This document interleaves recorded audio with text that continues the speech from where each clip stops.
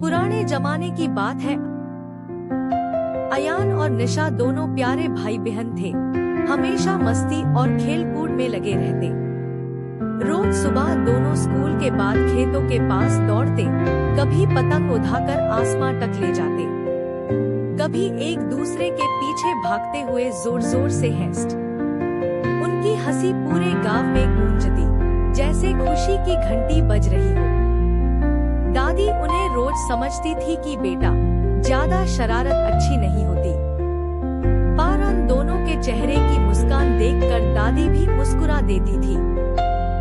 दोनों बहुत मेहनती भी थे। सुबह सुबह जंगल जाकर लकड़ियां लाते और शाम तक घर का काम करके लौटते। अयान पौधों को पानी देता, निशा घर में दादी का हाथ बताती और शाम को सब मिलकर खाना खाते, आंगन में बैठकर कहानियां सुनते।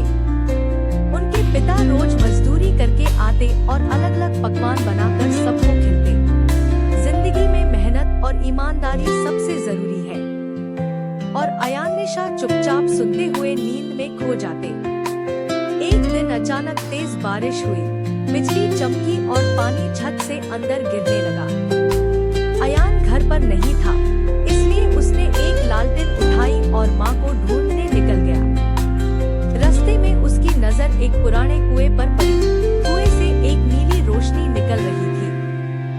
अयान ने कुएं के पास जाकर देखा तो उससे एक नीली चमक वाली लकड़ी मिली। उसने उसे बाहर निकला और घर ले आया। उसी रात उसका एक दोस्त बहुत बीमार था, तो अयान ने सोचा कि इस जादुई लकड़ी से मदद करे। जैसे ही उसने लकड़ी से हाथ लगाया, उसके दोस्त की तबीयत तुरंत ठीक हो गई। अब अयान उस जादुई लकड़ी से सबकी मदद करने लगा। कोई बीमार होता तो वो इलाज करता, कोई परेशान होता तो वो अपने जादुई शब्द बोलकर मुस्कान लाता। ये बात महल तक पहुंच गई। राजा और रानी को पता चला कि उनका वजीर सोना चुराकर कहीं छुपा रहा है। उन्होंने सोचा, क्यों ना गांव वालों से पूछा जाए। राजा और रानी गांव जाने की तैयारी करने लगे और गांव के लिए रवाना हुए। महल से गांव का सफर एक दिन का था। फिर कर गांव पहुंचे और राजा रानी गांव आए और सबसे पूछा, क्या वजीर ने आपको सोना दिया है? गांव वेल बोले, नहीं महाराज, हमें तो कुछ नहीं मिला, लेकिन अयान नाम का एक लड़का है जो सबका इलाज करता है जादुई लकड़ी से। राजा ने पूछा, वो कैसे? उसके पास एक जादुई लकड़ी है जिसे सब गांव वालों की मदद कर रहा है। ये सुनकर राजा खुश हुआ और कहा, सब मिलकर रहने से ही सबकी भलाई है। कुछ दिनों बाद अयान को महल में बुलाया। अयान जब महल आया तो उसने अपनी जादुई लकड़ी से सच का पता लगाया। असली चोर तो वजीर ही था। उसे तुरंत पकड़कर कैद कर लिया गया। सब कुछ ठीक हो गया।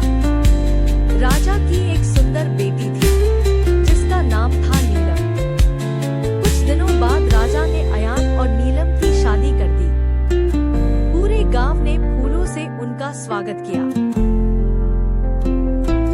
राजा रानी ने अयान की ईमानदारी और दया से प्रभावित होकर हॉस्पिटल खुलवा दिया, जहां सब लोगों का इलाज होने लगा।